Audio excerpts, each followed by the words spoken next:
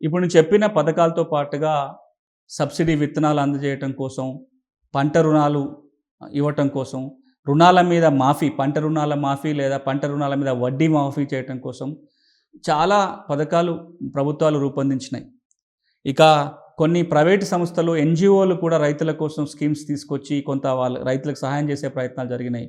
ఈ సాగు పేరుతోటి రైతులకి వ్యవసాయానికి సంబంధించిన సూచనలు, సలహాలు ఇవ్వటం కోసం తెలంగాణలో కొన్ని జిల్లాల్లో ఈ సాగు అనే ఒక పథకం కూడా అమలు జరిగింది.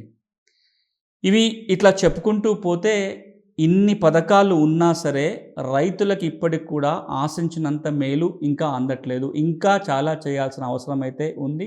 ప్రభుత్వాలు ఆ వైపున ఆలోచన చేస్తున్నాయి.